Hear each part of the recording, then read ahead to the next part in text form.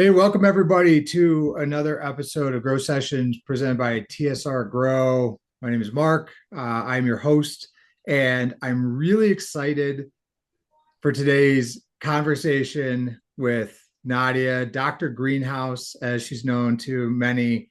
Nadia and I go back quite a ways, have known each other quite a long time, and I think we have really awesome discussions. I love our chats when we're just catching up or if we're working on a project together and we're on a Teams meeting or whatever, and we just kind of get to go down these rabbit holes of what we're both seeing and what we're both enjoying or questioning or wanting to know more about. And just had so much fun knowing you over the years.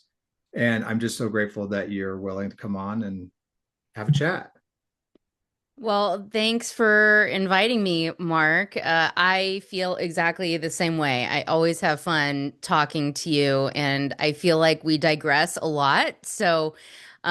Just thinking about where our conversation could go, it could go in so many different directions. Even the questions you sent me was like, oh my God, like we could like literally talk about everything. I think we're gonna try to focus it, narrow it down. But listeners, if we digress, bear with us, and I hope you enjoy the conversation as much as we do with each other.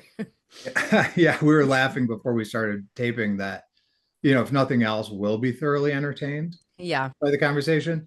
It was funny because we were going to do this. We were going to record this like 4 weeks ago or whenever we originally thought we were going to do it, and then we both had scheduling conflicts, so we pushed it off till the early part of 26 here, and it gave me time to think about what is it that I'm curious about that I think maybe you're curious about, and come up with some questions so that it wasn't just this cold sort of interview of you didn't know what to expect and we're just going to go wildly down rabbit holes. But it was kind of fun because it's like I'd be in the store shopping and something would pop in and I'd put it in my notes real quick, and then You're all, I want to know what Nadia thinks about this. I love that. exactly. Yeah, exactly. Like what are you seeing? What do you think? And so one of the things that I was thinking we'd start with though is that you are Dr. Greenhouse. Like that's how you're known, your company as well, but people know you specifically by that nick. It started as a nickname, right? That someone Yep, gave yep, you, I think, in grad school, yep. and then it carried over. How does one become a doctor of greenhouses? Oh, I love that question.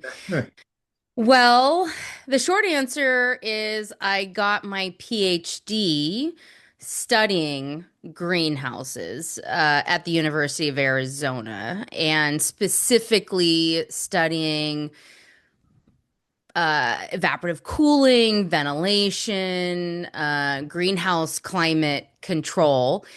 So I was all in on greenhouses and the systems that we use to operate them. So that's the short answer is that my doctorate is in greenhouse systems and control.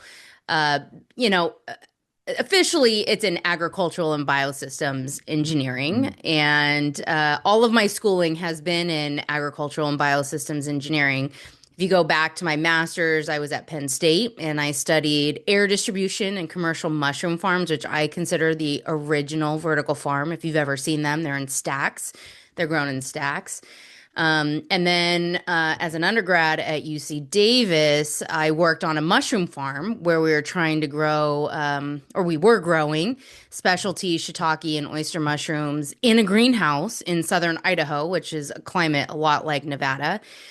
And honestly, I count myself lucky with that experience for so many reasons. It definitely, was created the trajectory that I'm currently on and that I've been on for the last, I'm going to say almost 28 years now. And I feel really lucky about that experience, though, because it was mushrooms. we weren't focused on irrigation and hydroponics, right? Like you give and the nutrient delivery because you give the mushrooms all the water and the nutrients it needs from the very beginning when you start spawning the seed and you have this mycelial growth. So over the course of mushroom growth, you're not actually thinking about irrigation and ongoing nutrient delivery. And mushrooms don't need light. So I also wasn't distracted by all these beautiful lights, right, that we have now and that we talk a lot about in the industry. And the main issue with growing mushrooms was the environment. How do we manage temperature and humidity? And in a greenhouse, in a desert, it is even harder. So I have been working in with greenhouse humidity control for almost 30 years. Yeah, I guess that is the long and short of it of how I became Dr. Greenhouse. Yeah. So you have undergrad in engineering, Yep. right? Whenever I explain, like, so when I'm working with somebody, whether I'm, full time, I mean, over the years, I've been sort of like full time with companies, but then done consulting on the side, typically in between gigs and stuff like that. And I've looked to bring you in as a consultant, as a trusted partner for, a few different opportunities. And whenever I'm like explaining who and why and all that kind of stuff, it's like, well, she's an engineer, but she's also a doctor of greenhouses, and like it merges the two. And that's what we're missing, right? When you can't Mm, control your environment, you can't predict your yield, and everything else goes to shit. And that's why I need her, right? That's why I need her yeah. advice. I need her insight. And so, in that, you've gone through this education, you've gone through this real world experience of like working in the mushroom farm, right? And very much, yeah, old school, or not old school, but very early controlled environment ag, right? And I Yeah, think in yeah. Pennsylvania, isn't it like there's like caves? Isn't it like like underground or something? There are some caves, Yeah. but mostly it's warehouses or almost like barns in a way that are, what we're doing with indoor agriculture now with cannabis and with Mhm. lettuce Mhm. is you have these very large, tall facilities that you'd have these multiple levels growing mushrooms and yeah, Pennsylvania, a lot of people don't know this, but the number one commodity, at least when I was in grad school, was mushrooms. It wasn't Mhm. dairy or cheese or poultry or other things that you think of Pennsylvania as being popular for. It was mushrooms. And, one of my favorite things to do when I live or I travel to different places is I like to go to the grocery stores just and go to the produce section to see, Yeah. right, what Yeah. produce is available. And you get an idea of what is local, right, and what is seasonal by what is very available in the produce section. In California, of course, we're blessed that we have pretty much access to pretty much everything fresh and local. But in Pennsylvania, it's really fun to go to the grocery store because they just have a plethora of different types of mushroom varieties that you can choose from that are fresh, that are locally grown within the state or the region. Yeah. Uh, Yeah. Pennsylvania was much different than the West Coast in a lot of ways.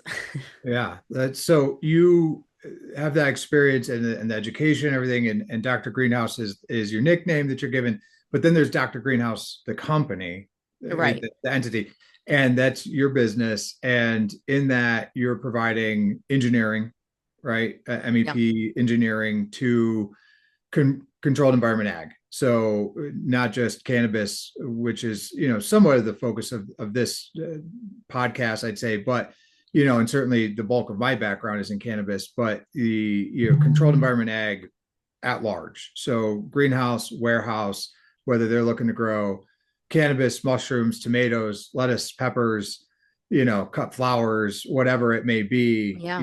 that's where you are providing those services. Is that accurate? Yeah, that's absolutely accurate. It's controlled environment agriculture in general that I fell in love with. And when I was working on that mushroom farm, for me, I had this aha moment that if we could grow mushrooms that need this cool, damp environment in a desert, to me, that was proof that we could grow any food, any crop, anywhere in the world if we had the right environment, if we had the right systems.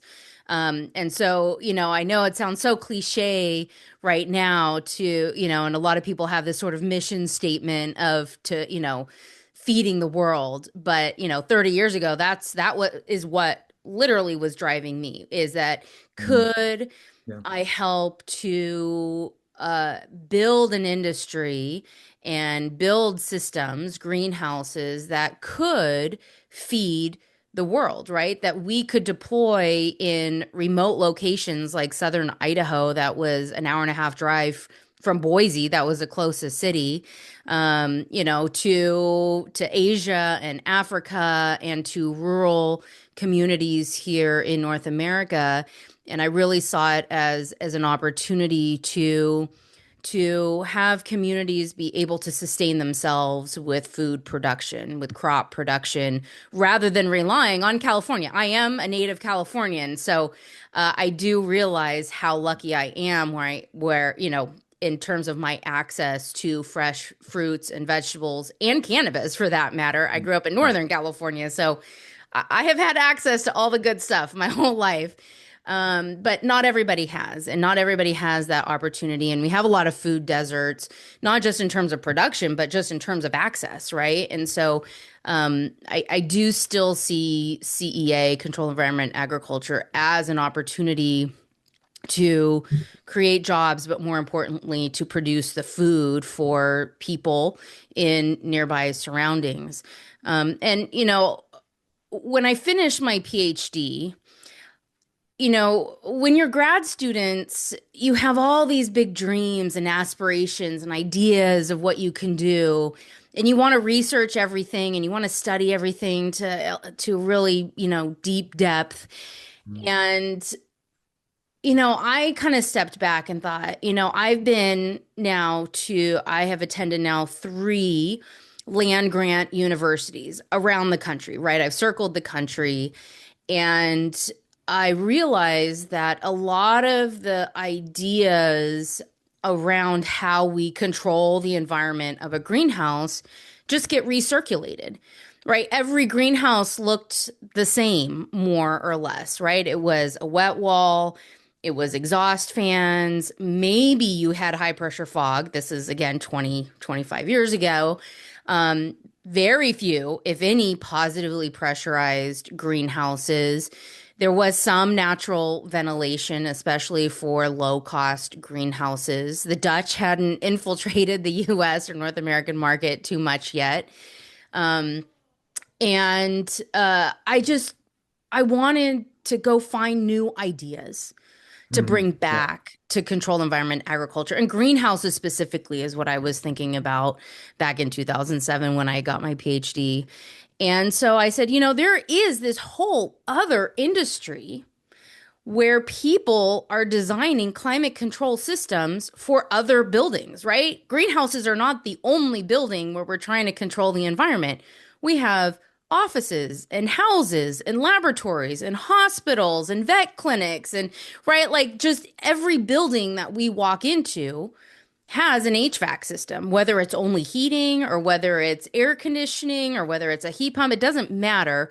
We are always trying to create a comfortable environment for humans or a safe environment for humans in a laboratory or in a hospital or a safe environment for animals, right? In a veterinary clinic or in a shelter or even in a barn, right? Like there's also a part of agricultural engineering that focuses on animals like poultry and cattle and things like that. So um, I made the conscious decision to go out and get a real job and learn about mechanical engineering and apply my engineering to climate control for commercial industrial buildings where people are the primary occupant, not plants or mushrooms. And, I feel super lucky again, because I did that for about 10 years. And my goal really, was to go learn about this other industry and how to design HVAC systems for these, people buildings and bring it back to agriculture as something innovative. And as luck had it, right, the cannabis industry in 2011, 2012, right, with Colorado and Washington coming online with recreational cannabis. And then at the same time, Dixon DePalmier published his book, right, this aspirational, visionary book about vertical farming. And all of a sudden, people had wanted to grow plants inside, not just nurseries to support field production, not just floriculture to be able to, grow cut flowers and flowers, in different parts of the world so that you can have roses in February, right? And poinsettias in December when that's not when they would normally grow. And now, right, the imagination was ignited for vertical farms, and for cannabis, it became a necessity to grow indoors for many growers because of odor control, because of security, because people didn't want to see it, right? Like you could be there, but we don't want to know you're there.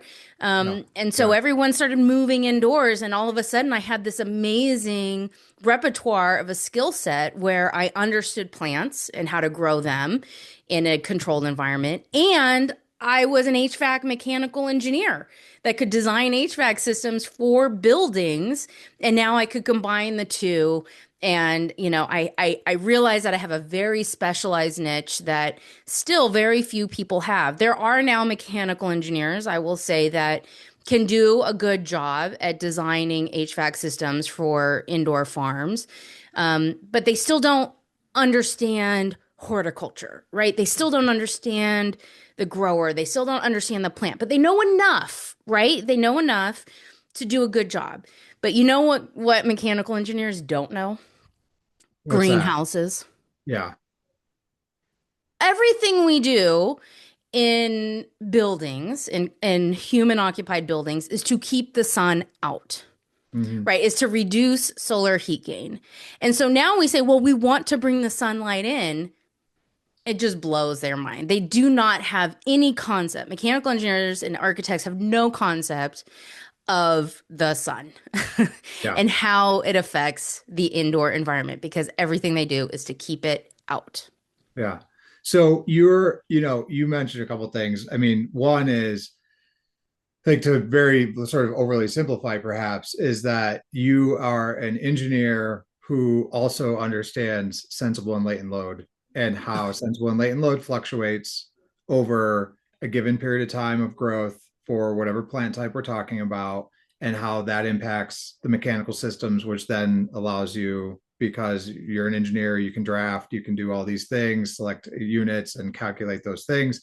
There's the sort of secret sauce, right? And that's when we talk about understanding plants, at least in my point of view, from a mechanical integration, right? This biomechanical integration that is a greenhouse or a warehouse grow.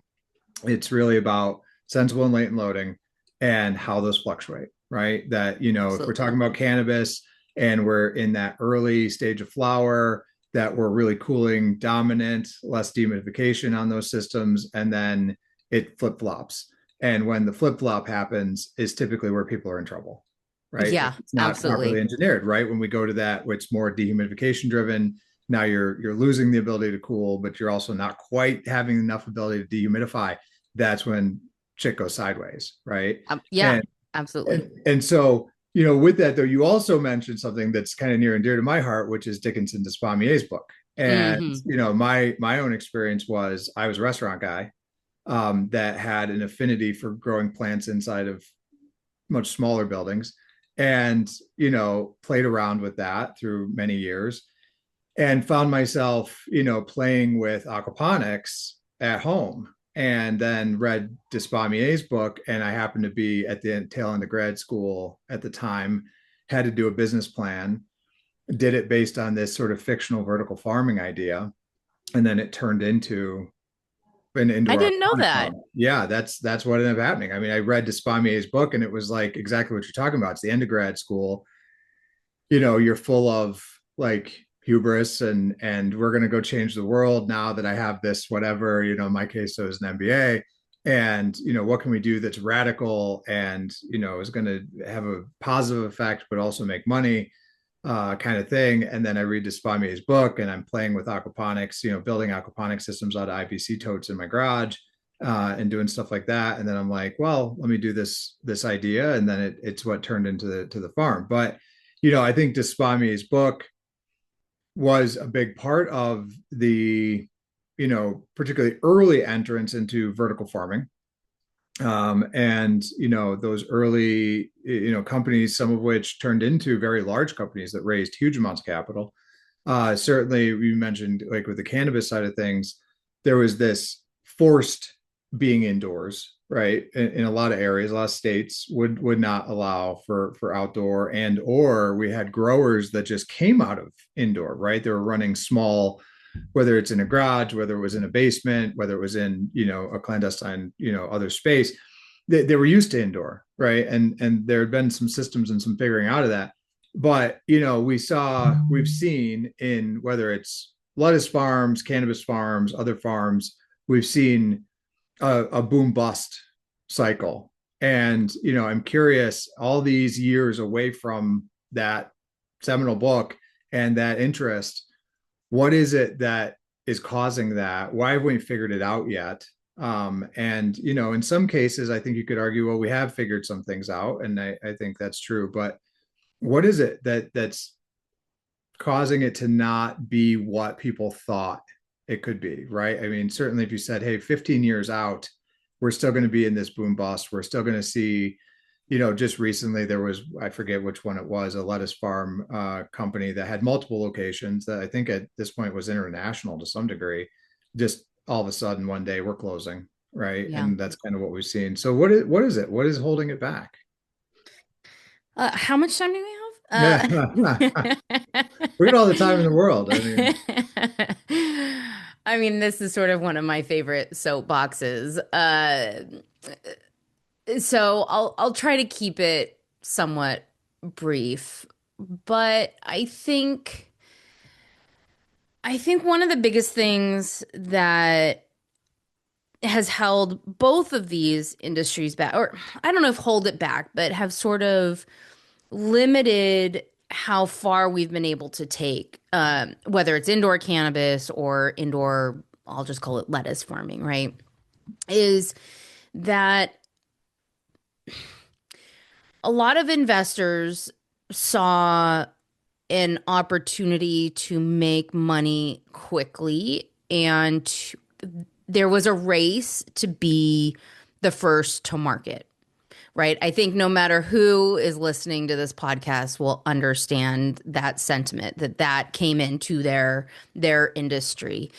And there's good and bad that comes along with that. The good, I'll start with, is that it allowed rapid technology development, especially in lighting, right? Like LED lights were out there when I was getting my PhD, when I was in grad school, but it wasn't really being applied. It was barely being researched. But now, having money to invest in horticultural lighting and in industry academic research around wavelengths and spectrum and PPE and right and and PAR and everything, that it allowed rapid development, right? In 10 years, just a sea change in the types of lights we use and the quality and efficiency of the lights that are available to growers today. So that's the positive. And I would say that cannabis is the cannabis money that really drove that technology development that, vegetable growers have been able to reap the benefits from. yeah, yeah, So yeah. Yeah. 100%. I So mean, the one thing I'll say just on LED real quick is that, yeah, yeah. right, and I totally agree, right? But the thing about the cannabis side being the driver for like LEDs wouldn't be where they are. LED Horty LEDs wouldn't be where they are today if it weren't for the cannabis industry. I thought it was 100%. really interesting because I watched that flip from, we had single ended, we had double ended. Double ended was groundbreaking, really changed everybody's lives. And then the LEDs came along. The first batch of LEDs sucked. Then there was this like lag, and then the second batch of LEDs that came out, and then Fluence being one of the companies out there that really kind of broke through with an LED that worked. But back then those LEDs were like $3,000 a pop when those Yeah. first hit the market. They were wildly expensive, but cannabis had the cash. But I think even more so, cannabis, by very nature of being in that side of the industry of CEA, it just has a really high tolerance for risk. Mm. And so it was not only having the cash to deploy, but the risk tolerance for something new that really led to that rapid advancement, that you're talking about. But yeah, I agree. And I Yeah, don't, that's a good point. And cannabis, the plant, is relatively forgiving. I think sometimes we forget that its nickname is weed. yeah, yeah. So it can tolerate, it has a high tolerance itself, right? So we have a high risk tolerance, and the plant has a pretty high risk tolerance as well. If you were to do that to lettuce, we would have mush all over the Mm. place. So, or it would take 120 days instead of 30 days to grow out a head of lettuce type of thing. Um, so yeah, so that's the good side of the investment and the money and the rapid growth within the sector. The sort of bad side, and where we see it mostly with the food production side, I would say the comment I'm going to make is that investors didn't really know what they were getting into. I think that's true across the board. I mean, I talked to so many, especially in the early days and maybe pre-COVID, where I talk to owners, growers, investors who are like, I don't understand why this is so hard. I've developed, hundreds of thousands of square feet of, apartment buildings and retail and blah, blah, blah. Like, why is this so hard? Why isn't this making money? It's just a plant, right? And they just didn't, and many of them still don't understand that a plant is a biological organism that changes over time and that has different needs, and that you know takes a different standard of care, I would say, in terms of how we design a facility, operate a facility, and make money from that facility.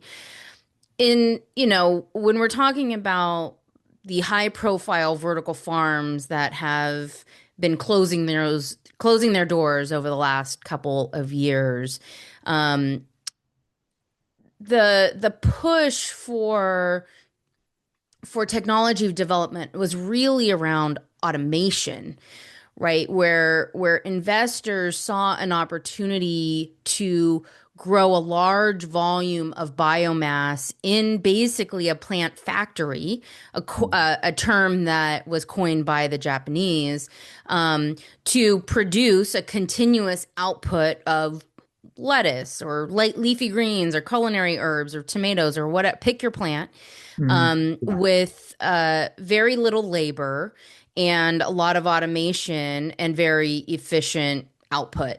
And but the problem is that the unit economics only worked at a very large scale because the automation is so expensive.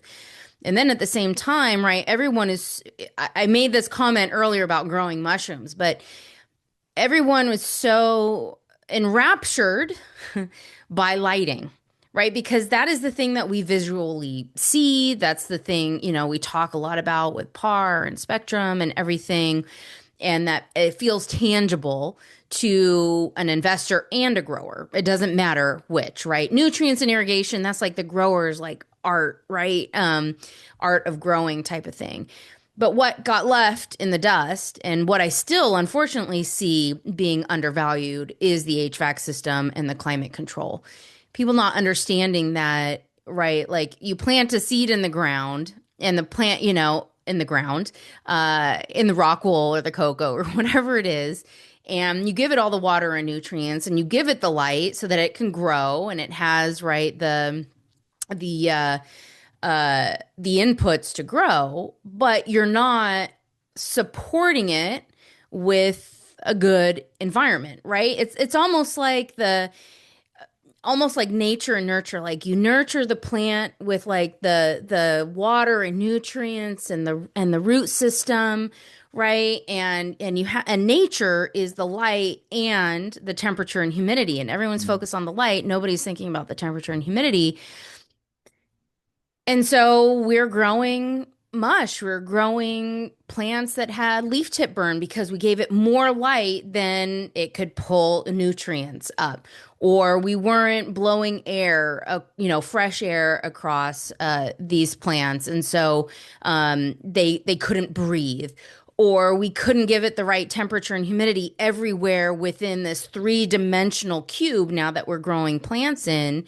And so, some plants have a hot spot, some plants have a cold spot, some plants it's humid, some plants it's dry. And the consistency that was expected out of the plant factory was not becoming a reality, right? Because there was so much variability in the third leg of the stool, right? If the three legs of the stool are, right, the root zone and the lights and the environment, including carbon dioxide, Yeah. right, you're going to be limited by the limiting factor, which Yeah. is most consistently the environment. So So, it's really interesting because that was one of the questions that I threw at you ahead of the our getting on a podcast today is, what is it when you walk through, because you're dealing with growers of all types. We've already talked about that, greenhouse, warehouse, right? Is it environmental control is still the number one issue? And again, I appreciate you stating that it's temperature, it's dew point, right? It's right. It's airflow. It's CO2. It's so there's a few things that we're dealing with, right? Especially when we talk about mechanical systems. If we have, sort of the old school, less expensive way of RTUs and DHUs and some wall fans and things like that, in a CO2 injection system, we may be more advanced with our HVAC system where we're running something that's a packaged unit that's going to handle both sensible and latent simultaneously. But then, of course, we still need fans and airflow and things like that. But, even in greenhouses where we're dealing with, a pad and fan, or we're dealing with ridge vents, or, windows, as the Dutch would say, these types of things, like, is environmental control still the number one issue that you're seeing is across, and does it change? Is it like, no, the tomato growers that I deal with in these larger greenhouse, more established market type operators, no, they really know how to control their greenhouses. That's not what they're drilling in on other issues. But yeah, in cannabis, we still see the environmental. How's it break down? I mean, I'm going to be biased, right? Because and say it's the environment. Here's the first thing. One is that I don't know many growers. There are a few out there that I've visited that are challenged with lighting, right? I mean, there are some older facilities that haven't changed their HPS bulbs in 5 or 7 years, right? Like, but they often know that they have lost quality and intensity from those lamps, right? They recognize that that's something, or they just got their utility rebate and they're about to change it out to LEDs. And in greenhouses, it's rarely an issue, of course, right? Though if you are in a northern cloudy climate, it can be a limiting factor for sure. But there's so many lighting companies, there's so many lighting experts, and again, I think people just tangibly understand the importance of lighting with plants. That is rarely a challenge that I see. We can talk about under canopy lighting, inner canopy lighting, all that in another time or later if we have time, but light is not usually the issue. Water and nutrients is also rarely an issue because that I think is the thing that growers like to play with the most is, I mean, so many growers have gone through like 10 different, you know, nutrient suppliers or recipes, right? They've played with different recipes. They're talking to each other about nutrients and water. And the only time that I ever really hear that it's a limitation, usually it's more about an optimization than a limitation, right? When it comes to water and nutrients.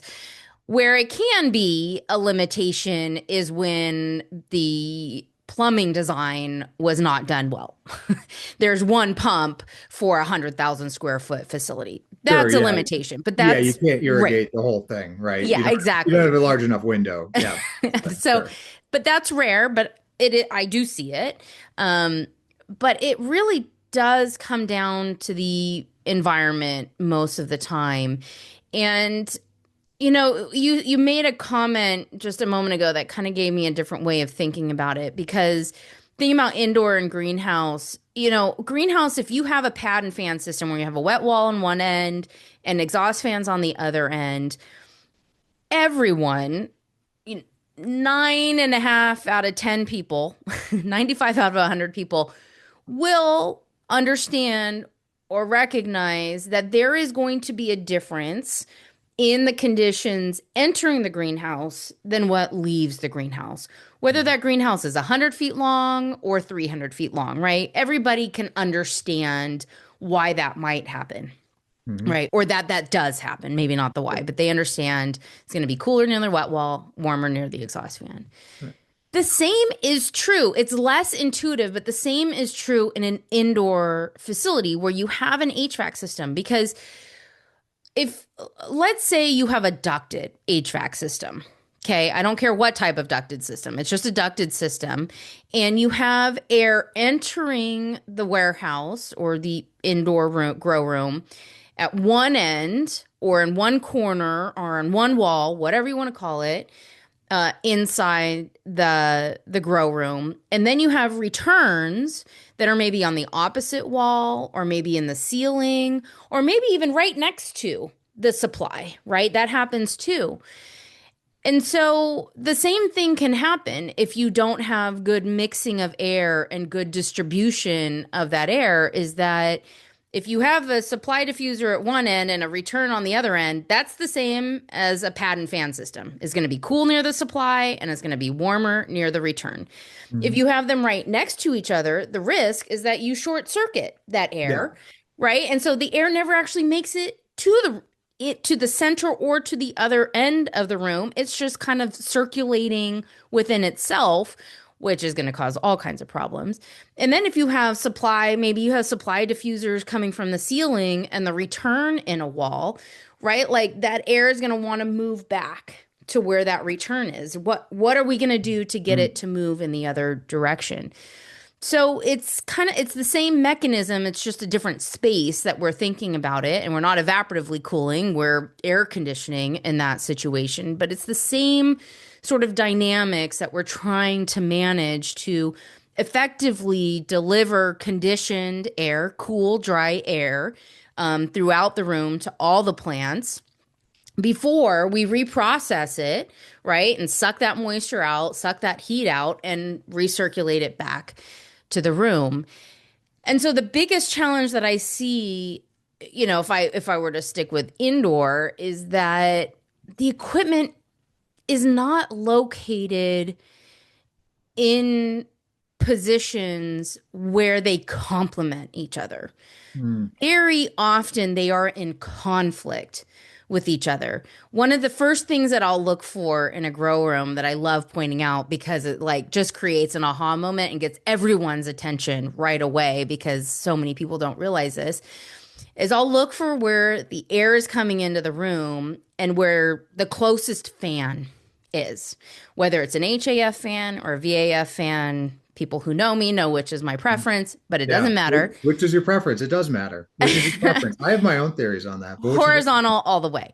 HAFs? Okay. There are some exceptions, Yeah. but in most cases, it's going to be HAF. Okay. But okay, so I'll stick with HAF. So you have a supply diffuser, right? Or supply, maybe you have a fan coil unit or an indoor unit that's blowing air in this direction, right? Mm-hmm. And then you have an HAF fan that's blowing air in this direction. And that's like the first thing I'll look for in a room to see if that's happening. Yeah. Because if that's happening, it's really easy to point to that area and say, this is a problem. They are fighting against each other. The air that's trying to come out of your air conditioner is getting pushed back into the air conditioner by this fan. And this fan, and even if it wasn't doing that, that fan is not helping to drive air away from the air conditioner and into the room and across the plants. So that's just one example of equipment placement that doesn't complement, right, the actions that we're trying to get out of those pieces of equipment. And a lot of times people aren't thinking about that, right? It's just you're trying to create, right, like some pattern of fans, and that fan just happens to be now pointing towards Mhm. that outlet. But what can we do to reconfigure the positioning of the equipment? Usually the fan, that's going to be a lot easier to move than an HVAC equipment Yeah. that has pipes and wires and stuff to it, um, to make them work together. Yeah. I mean, so much of what I do, and I'm in the middle of a project right now where we're in design, and it really is about you've got these disparate designs for fan systems and HVAC systems and lighting systems and benching systems and all these things that are, maybe coming from different entities or different groups or different designers. It's really about getting them all on the same page in the design phase, right? In Yeah. SDDD, CD design phase, and say, okay, that runs into that, and that doesn't work, right? To your point, Yeah. So one of the things I was thinking about, I've been thinking a lot about this, because my goal in life is to build the perfect grow room. Like I have a lot of other goals, I but would say that's one that's of them. my goal too. Yeah, like I want to build the perfect grow room, and I want to be able to replicate the perfect grow room over and over again. And so, I think a lot about cooling and dehumidification. I think a lot about air movement. I think about a lot about equipment location and things like that. Like you said, we typically, for quite a while now, to mix the room and to be able to homogenize, we supply high and we return low. So our returns are Mm, typically 18 inches off the floor, ducted down, whether you punch them through the wall or duct them in the room. And they're separated, by a certain distance from the closest supply line, right? Supply register. But heat and humidity rise. hmm. So why aren't we doing it the other way? Why aren't we extracting back to the units, right? Through the ceiling or the lid of the room or the space, and then supplying our conditioned air low. Why That why aren't we is, doing it that way? yeah, that's a legitimate question. I have a couple of answers to that. First off, in mechanical engineering and architecture, we would call that displacement ventilation, where you Hmm. supply low and then and it's usually kind of a higher temperature because you're supplying in the occupied zone where people are. So you don't want to deliver super cold air, right? You want to deliver almost room neutral air. And then as it hits people and, gathers heat, then it rises and it goes out, returns. And so it can actually be very energy efficient because one, you don't need a lot of fan power, because you're blowing the air right where the occupants are. You also don't need to overcool because you're blowing it right where people are, and you don't want to feel 55-degree air on you. You want to feel like 65 or 70-degree air on you.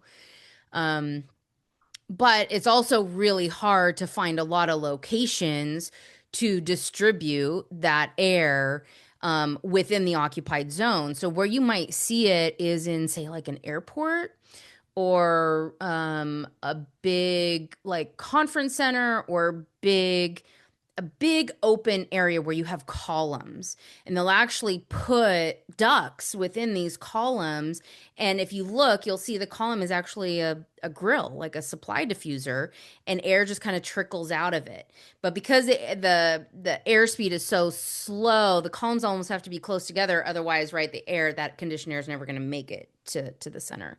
So there is good theory around that. But when it comes to plants, one is we'd have to figure out how we're going to supply low and get that air kind of distributed. But the other thing, the reason even in say office buildings why we have supply diffusers up high is because we are delivering that cold air and hot air is rising, say off the top of my head or off of my computer, right? And that hot Yeah. air is Yeah. rising and the cold air is coming down and they mix in the middle. And where they mix, then it's 65 degrees, for example. So if we are trying to create a 75-degree air in the occupied zone, and 55 degrees is coming from the top and 75 is coming from above, then it's about 65 degrees at say head height, which is ideal. And so we are taking advantage of temperature gradients. It's just we're doing this mixing thing. So you could say the same idea is true for a plant environment, where heat and humidity are rising, cold, dry air is being supplied from above, if it is being supplied from above. And by the time it hits the top of the canopy, it's the right condition. And the top of the canopy is really what we're interested in, right? Because that's where the majority of growth occurs.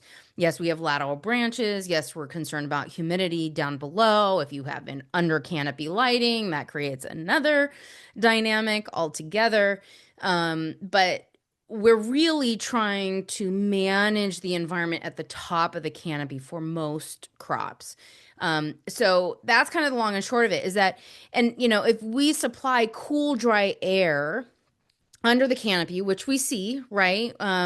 Both in greenhouses as well as in, some indoor grows, where we have pressurized ducts that are blowing air and pushing air up. That can make your plant, that can actually stress your plants a little, depending on what the temperature and humidity are. Because now, if that air is really dry, what ends up happening is that the under canopy is going to start transpiring more, right? Mhm. And so when Yeah. it transpires more, it's going to use more water and it's going to create a more humid environment now, potentially at the top of the canopy, right? And so if we don't have a good way to pull that air up, then, it's just going to stagnate now at the top, which is the most critical part of the plant. The third thing I want to say is that this is a concept that's used in greenhouses, and it's a Dutch concept called heating and venting. And so, if for any of my greenhouse growers that uh, inherited an old tomato or cucumber or pepper greenhouse, you're probably very familiar with this concept because your Dutch greenhouse controller, control vendor, is telling you how to manage your VPD based off of this heating and venting concept. And so the idea is that you deliver heat through heat pipes, through hot water, down under the canopy or in the canopy. You open up the ridge vents so that as the heat rises, it then escapes out of the greenhouse through the ridge vents, and then cool, fresh air comes in from other greenhouse vents. Mhm. And so, again, you have hot air rising, cold air coming in, hopefully from other ridge vents, and then they're mixing at the top of the canopy.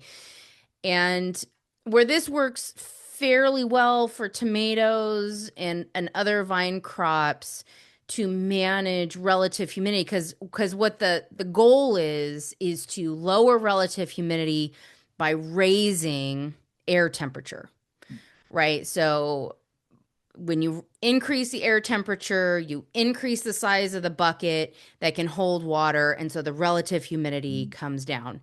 And so that is their strategy there, is heating to vent out heat or to vent out humidity, really, from the greenhouse. But that only works if the temperature outside is cooler and drier than it is inside. And so, for a lot of my clients who are in warm climates or who are in Canada during the heat wave this past summer, uh, they were not getting temperatures that were even low enough at night to make up for the high temperatures that they were driving during the day, and they had pretty stressed plants. Yeah. Yeah. That So, was a very long answer, but well, yeah, it's because it's nuanced, right? yeah, And yeah, yeah. and it is so dependent on how we design these places, how we put them together. I mean, I've had, greenhouses in the past where they either weren't really built right for the crop type, or there were windows, vents that had broken, and someone Mhm. along the way said, "Well, we don't really need those." Yeah.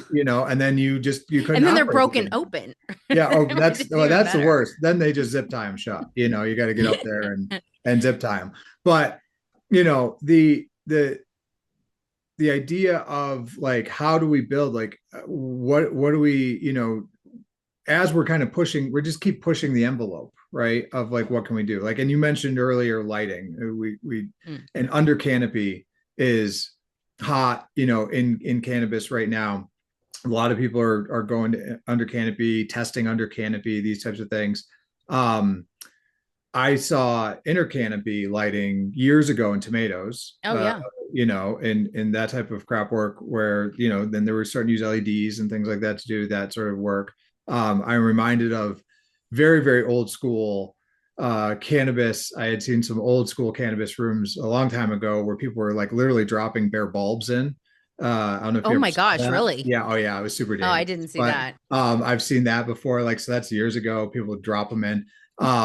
And so, with the under canopy, we know we're experiencing, I think there's some people out there who've done research on this that can kind of prove it out. But the, cannabis is a very light loving plant. It will take It a is. degree of photons, a high number of photons in a given period, and seems to love it. And as long as temperature and humidity and CO2 and water and nutrients and these other things keep pace with it and don't become a limiting factor, then more is more. More light, with all other things being equal, equals more plant. And so, okay, we get this, right? And we can push to 1200 ppfd of top light or 1500 ppfd of top light. And then we could redistribute those photons in the canopy. Um, my as I work through these questions, which are being asked by my growers, of like, well, we want more, right? We see this on Instagram. We see our buddies doing it. We do talk, like you said, they all talk. Um, we want to add these under canopy lights. So my first thing is, well, can the system handle that? And what's really interesting to me is if the building was originally built as an HPS grow and then they converted to LED top lights, there's usually excess capacity in the system to handle more wattage, both in terms of the electrical system. So the panels have open circuits and the HVAC has extra capacity. And so it kind of works, right? You can slip in more wattage. And so you put it under the canopy. Where it becomes really difficult is on a new build, or on a Mm. building that wasn't built for HBS. It was built for LED. And there's just no additional capacity to slip additional wattage and power into the building. It becomes very expensive to do that. But my question is like, as you're seeing this adoption of under canopy, what are your thoughts, and what are the things that maybe people aren't thinking about and maybe you're seeing? Long pause. I was gonna say, did you go on mute? Or are you just like, No, I I didn't want to know. talk about that? Uh, like you said, more is more. And I have many thoughts from many different perspectives. Putting on my HVAC hat first, uh, my biggest concern is I'm already walking into facilities that have crap airflow. How is how is under canopy lighting going to impact an environment that is already deficient? Whether it's cooling and humidity, dehumidification capacity, whether it's effective air distribution and mixing, um, most of these grows already are struggling to manage their environment and effectively mix the air. What happens now when the bottom half of the canopy is transpiring harder, and you have more humidity being pushed into, more water vapor being pushed into the environment, getting trapped now below the top of the canopy? How are growers moving air through there? Right? Mhm. Yeah. Yes, it's more yield, but I haven't yet to have a grower tell me that they are getting equivalent quality, that they're not dealing with mold, that they're not dealing with leaf tip burn, that they're not dealing with quality issues. I want to hear from growers convincingly that they're getting higher yields and similar quality from top to bottom. That's number one. Number two is we were talking earlier how, we have this three-legged stool in the environment of light, temperature, and carbon dioxide. It's great that cannabis can use a lot of light, but as long as we are limiting our temperature management and our carbon dioxide inputs, we're not really maximizing the use of that extra light. So then at what cost is it for growers to increase the CO2 concentration, add more CO2 to their plants to photosynthesize more and produce that extra yield? And at what cost is it to add more heat and airflow to the grow room? So, okay, so you increase your yield by 20%. Did you decrease your quality by 20%? Did you increase your CO2 by 20%? Did you increase your HVAC energy use by 20%?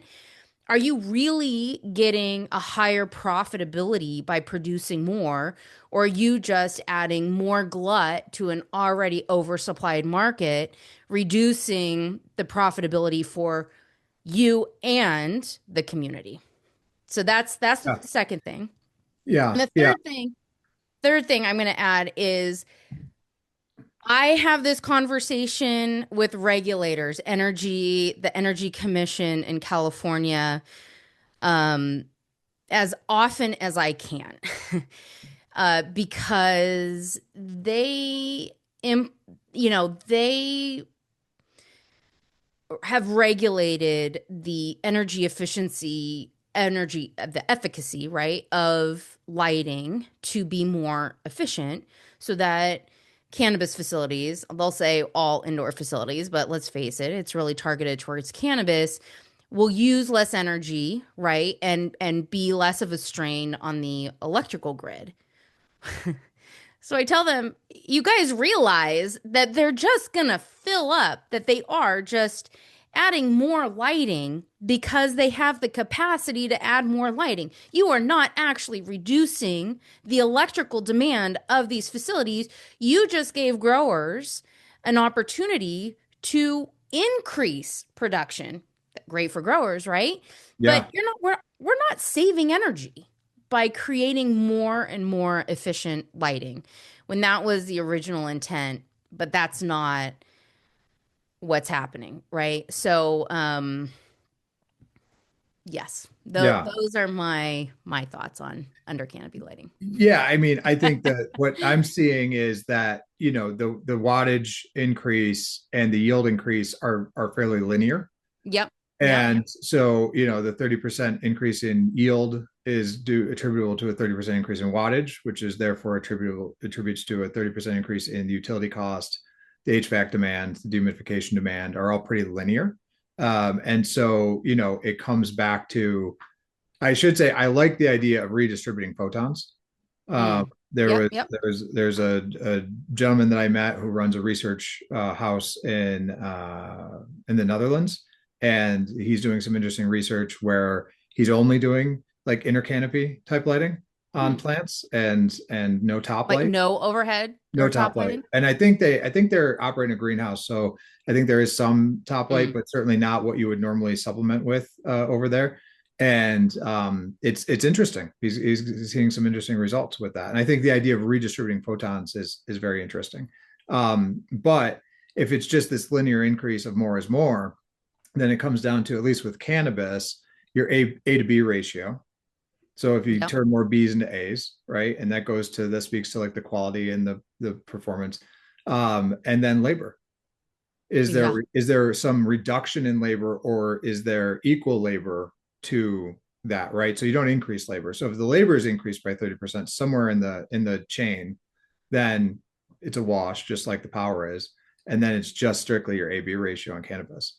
But it's a very interesting, thing to me, right? And I'm always, again, looking to, how do we improve? How do we make things better? Um, I'm curious, in your opinion, like talking about like that, like we want to build the perfect grow room. Like, how do we do it? And how come nobody's done it yet? Like back to the original sort of topic of like, like we 15 years ago, we're all reading Dickinson's book and getting all excited after grad school and running out there to save the world with, growing plants and buildings. And there's no perfect yet. Why not? Like Right. what, or not why not, but what do we do? How do we figure that out?